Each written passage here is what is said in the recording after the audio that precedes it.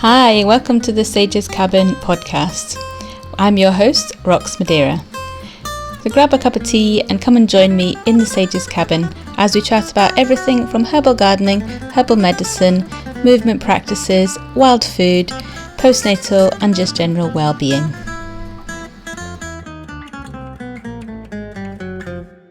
So in today's podcast, I'm chatting with Amanda Edminson, from Botanica Fabula, who's going to talk to me about her amazing and wonderful herbal storytelling and also what she's going to be doing at the Scottish Wild Food Festival in September. Hope you enjoy the podcast. Hi, I would like to start with a little story. I've just finished fermenting a load of meadowsweet that I've collected over the summer. It's got a really heady, floral meadow aroma, and you can almost smell the salicylates in there. The meadow is a really ancient one, and it starts with one of Scotland, Ireland, and actually his work ranged across Northern Europe. But he's really thought of as an Irish and Scottish hero, the warrior Cuchulainn. It starts long time ago, before the Romans invaded. It was born in Ireland, and in those days, only a woman could teach a man to fight. So when he was old enough, his father sent him to learn from Skaya, the famous warrior on the Isle of Skye. She was skilled with the sword, the arrow and the spear. She was stronger than any woman on these lands. She taught Cuchulainn well, but while he was there, he fell in love with her sister, Aoife, and the pair had a child. Having a wife and a child, however, did not stop Cuchulainn's adventures. He travelled far and fought many battles, but one was particularly significant because, well, just before he was fighting, he'd been rather taken with a certain Morrigan, the legendary Phantom Queen. She wanted to keep Cuchulainn for herself, make him her own personal warrior, and she was not going to be thwarted in her task. While Cuchulainn was fighting, the Morrigan, whose powers lay in transformation, first turned herself into a wolf. She started to snap at his heels. She started to weave her way round a herd of cattle and make them charge towards Cuchulainn as he fought his enemy.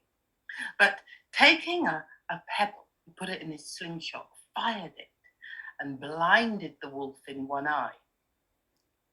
She wasn't done.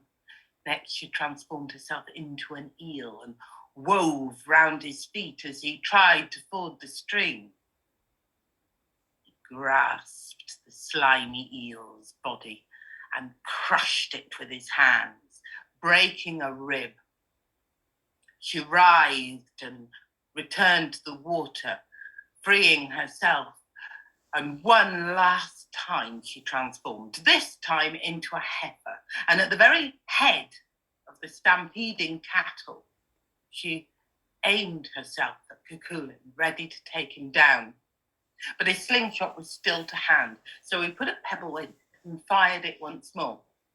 This time, it bruised the cow's fetlock, breaking the Morrigan's leg. She turned into ether and vanished off, and Cuchulainn ended his battle. As he was injured and weary from the bloodlust that had consumed him, his fever still high from the wounds he'd sustained, his temper still making his head throb with heat, he walked down the stream, absolutely exhausted. There he found an old woman milking a cow, and a little bit of familiarity entered his brain. He thought he recognized her, but as she held him out a cup of fresh milk, he was so grateful he sat down and he thanked her. From the bottom of his heart, he genuinely thanked her for helping him. And as he thanked her and blessed her for giving him the milk, one of her wounds, the eye that was blinded, the sight returned and was healed. She handed him another cup of milk, and again he thanked her genuinely and blessed her. And as he did so, her rib was mended. Finally, one last cup of milk, and her leg was healed. She looked at Cuchulainn. She could see the fever still coursed through his body, and reaching into her bag, she found meadowsweet. She gave it to him and told him, if ever he was cut and the wound wouldn't heal, he would soothe the wound, it would cool his temper, it would relieve his pounding head. And from that day on, he kept it on his belt. And the Gaelic name for meadowsweet is Cuchulainn, is Cuchulainn's herb. Kept on his belt for the rest of his days. And it's said to have alleviated his fevers and helped bathe his wounds. And as any of you that know about herbs will know, meadowsweet, that source of salicylic acid that became aspirin, does in fact also have antibacterial properties and can heal your wound if you bathe in it. And it's wonderful for relieving a headache and generally lowering your temperature. Little story to start you off with. That was great, thank you. So hi, Amanda. Hi, Rob. Nice to hear that story. To see you. So, do you want to tell us? I really enjoyed that story. It was really nice to hear it. And is that well? Let's talk first of all about who you are and all about you and how you actually got into telling stories. Well, It's a long story, and I've told it a few times, but my mum's been a storyteller for about 30 years.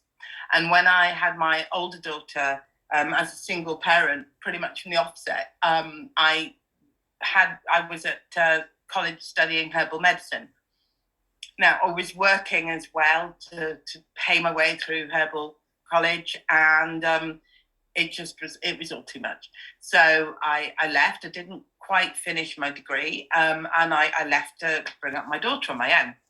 I didn't have a way of earning an income, but I started to do voluntary work, telling stories and talking about plants in the parent and toddler group that I went to in Glasgow's tramways. My mum encouraged me hugely and said, you've always been a storyteller, you've always told stories. And it seemed natural to start bringing together facts about plants and the stories that surrounded them. In fact, the more I looked at traditional stories, folk tales and legends, the more I saw that the way plants are represented within those stories usually has an underlying element of truth. And so, like with the Cuchulainn story from the Dinsentures that I've just shared, there are obvious correlations with how the plant is traditionally used in herbal medicine. And that happens with plants all over the world. It became a really wonderful way of bringing together people that maybe didn't immediately have anything in common, but regardless of race, culture, background, people knew stuff about plants and they knew about stories. And once you told a story, everyone wants to sit and listen. And once you talk about plants, people at some level have some familiarity with those plants and with traditional uses. And so I love doing it so much. I was lucky enough that this is 10 years ago now that Tramway, the Hidden Gardens found some funding, commissioned me to do a series of sessions with the parent and child group. And then I managed to do a bit of a piece with Chelsea Physic Garden. I created workshops for them for a weekend event they had that concurred with Notting Hill Carnival, looking at spices. And then it kind of just went from there. It just seemed to really, really appeal to people, and it felt like I'd finally come home. I'd always wanted to find something that just made my heart sing, for want of a better way of putting it, that really felt like it was me. I'd always wondered what I was going to be when I grew up. I was nearly there with herbal medicine, but as anyone that's been to one of my sessions or meets me will know, that the potential for me to stick very precisely with one thing and to do exactly what something tells me to do is a bit shaky. I tend to like to carve my own way through things, and so basically, I knitted my own yogurt. I created my own job, and I think that gave me the creativity and what I needed to be able to develop something that was entirely my own. So that's what I do. And I've been working now, as I say, for 10, 11 years. I've been lucky enough to share stories in schools and universities in China, with the National Storytelling Network in America, all across Britain. Royal College of Physicians and Surgeons commissioned me to create workshops for them.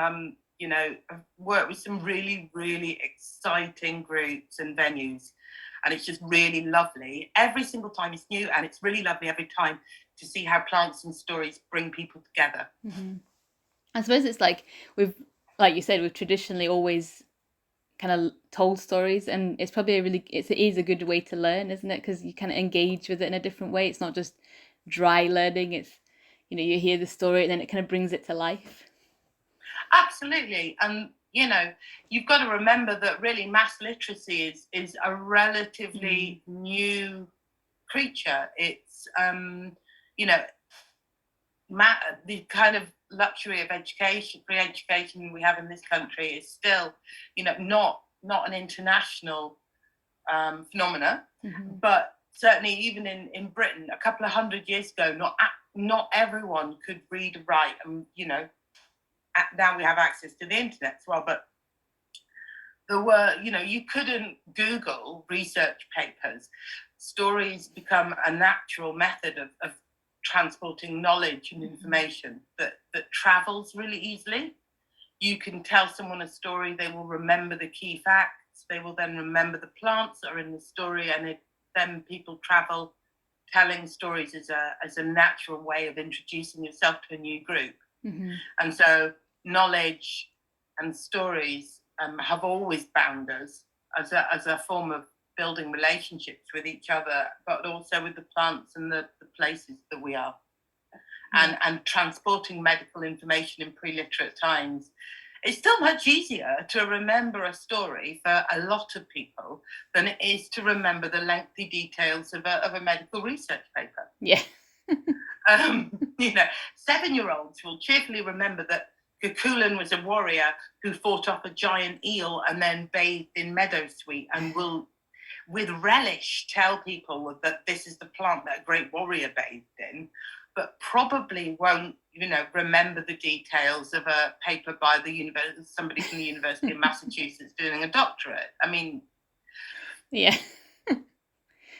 They don't need to know. They just need to be able to recognize the plant and know that it's the main point. A friend. Yeah. Totally. Yeah. And where so are the stories, a lot of them like historical and folklore and stuff, but do you also weave in other information into them, or are they just kind of you telling them how they were written, I guess? A mixture of both. And I would say that there are situations and settings that are more appropriate to just tell a story, although part of the process of being a professional storyteller, for me, what a really important feature of that is that you are not reading from a book. So you're not learning lines, you are not knowing, you are not 100% sticking to a script. You are So the story will always adapt for the audience, for the age group, what they're interested in, all those sort of things. So that shifts constantly. And I think without that organic growth, I think stories tend to die. Oral storytelling is not meant to be set in stone. But for me, it's really important that some groups, interestingly, the more you work with herbalists or plant people, maybe not just herbalists, but botanists, gardeners, anyone, they will often spot the symbolism and how that translates into a modern use. Whereas some groups need it spelling out for them a little bit more. Certainly if I'm working with schools groups and doing curriculum-based stuff, then I will always add in history. I'll always add in facts. I will. The sort of the eternal student in me, if you like, has a sort of background hum that makes me want to reference stuff. So I actually like to reference. So I'm talking about stories, and yes, I like to put facts into them. And reference them, but a lot of the work I create is bespoke and is tailored specifically to venues or particular groups or a place, and at which point quite often layers of history, archive material maybe in the venue, the plants that are growing in that particular place all come into it. And so I take a variety of elements and layer them sometimes into traditional stories. Sometimes I do something called story mending, which is there's little bits of a story left, there's elements of folklore, and I recreate the story surrounding it. Okay. But I do a variety of things. There are facts in there, history in there, when it's appropriate, when it's fun. I suppose that's how people would have always done it as well, though, isn't it? They would have had like bits of stories, and then they'd have added their own, zest into it and their own information that they wanted to pass on to people. Yeah, absolutely. Or it would all become a bit samey. Yeah. You need, otherwise, you'd have seen one storyteller and you might as well have seen all of them. They've all got to be different. Everyone's got their own style and what they do. I just think that for me, because the plants are such an important, valuable part of what I do, that I really like to be quite specific and accurate. And even if I don't mention it at the time, I can back up with traditional use and modern research, historical facts, to add to the story.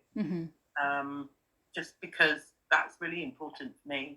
Yeah. I think it also really helps people trust what they're hearing, and they develop a better relationship with sort of plants and their natural environment. Yeah, I guess, because I think as well, I suppose in some ways it's a story, so you think, oh, it's a story. Maybe you're not connecting that same way that it's real what you're telling them. But if people know that you've got the facts and you're actually telling them proper things, they can kind of, like you say, connect with it more and enjoy it, but also really believe it and retain it.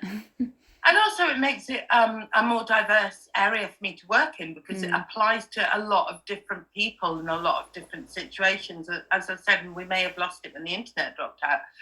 Doing, if I can go and be a guest lecturer in a university talking to sort of, people looking at folklore, but actually quite a wide audience.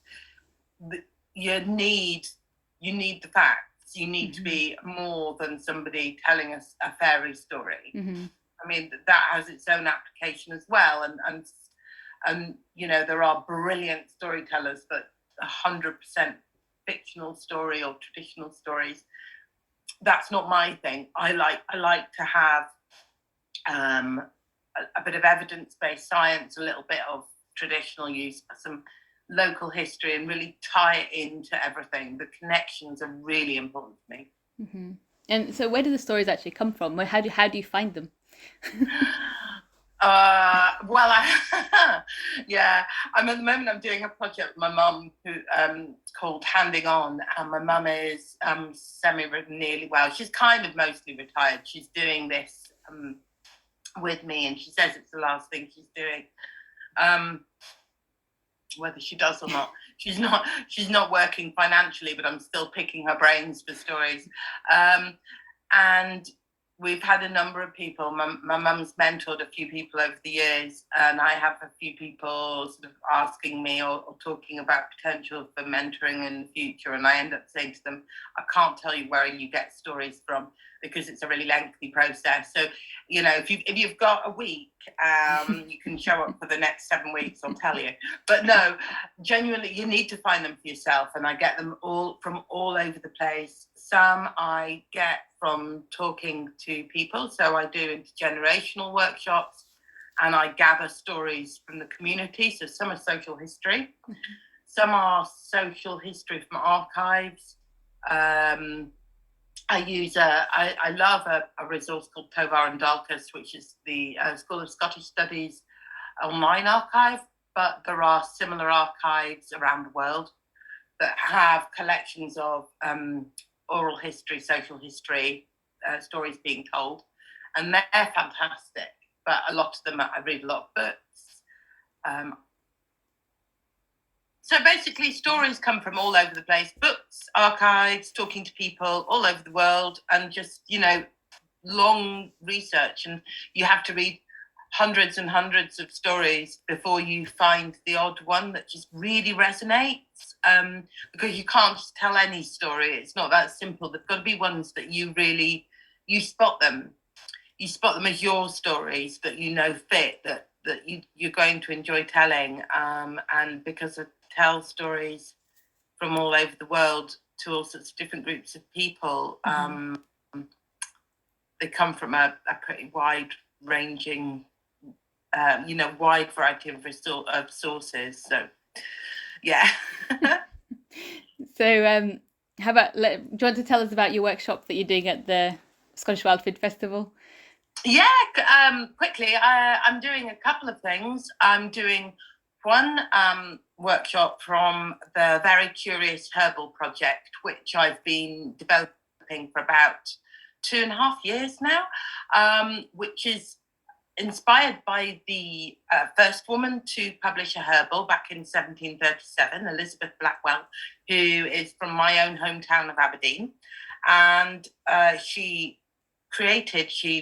illustrated, wrote, and published a herbal to support herself and her child when her husband was put in a debtor's jail. But I'll tell you a bit more about that in the workshop. She draws 500 plants and recording in progress. She draws 500 plants and writes about them. And I have used them as a starting point, really, to explore a really fascinating period of history, because it's the Enlightenment period. And so the witch trials are just coming to an end. So widespread knowledge and information is being lost in one way. But basically, herbal remedies are still the apothecary stock in trade.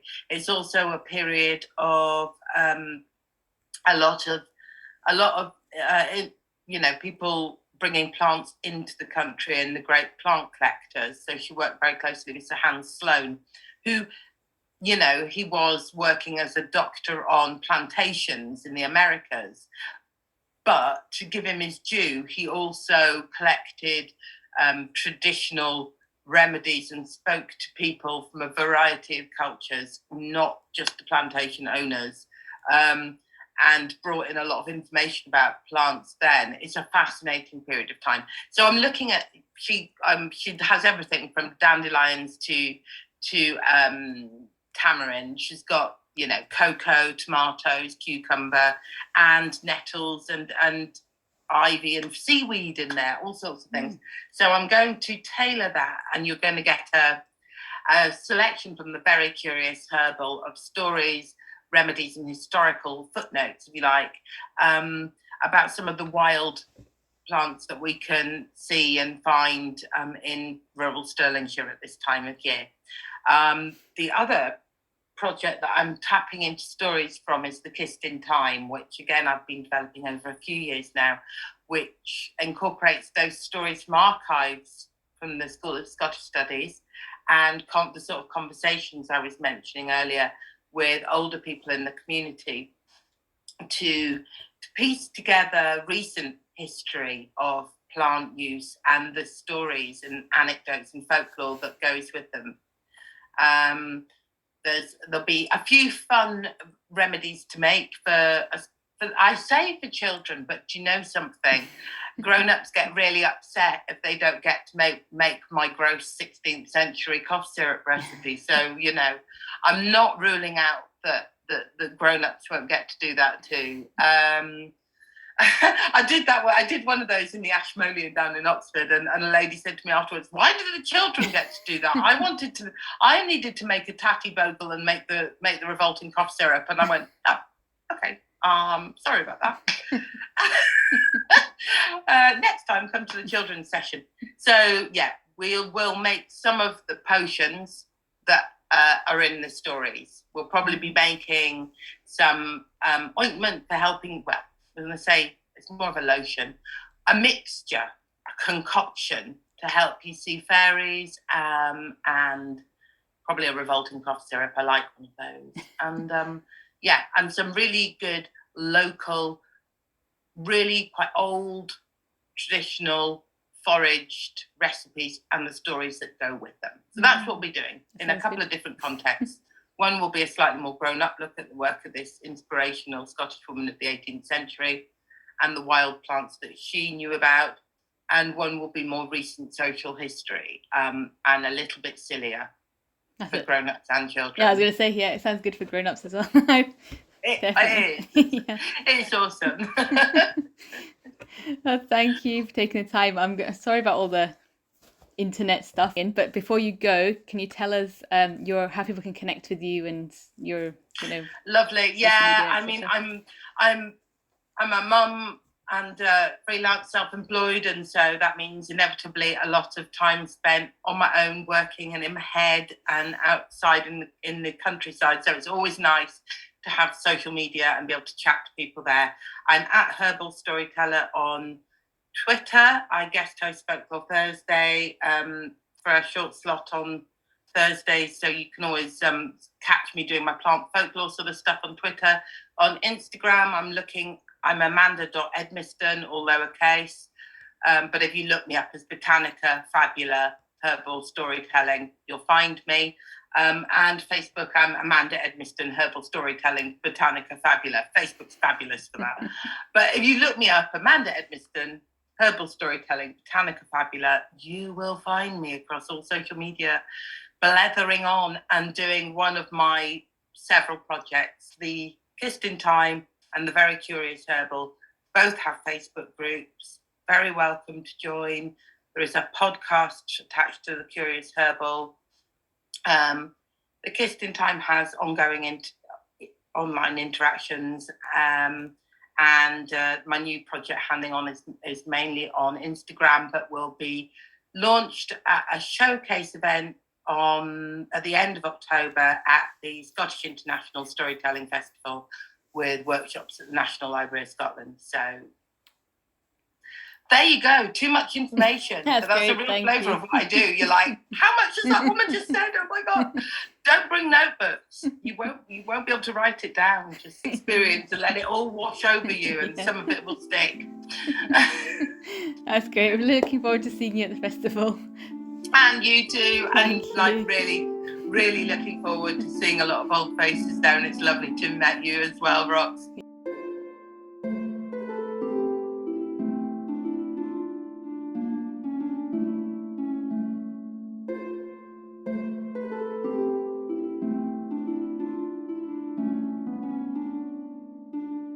As you heard, Amanda will be at the festival doing a number of workshops, paid and free. She's doing 2 on Saturday and 2 on Sunday, with an adult and a child one on Saturday, an adult and a child one on Sunday as well.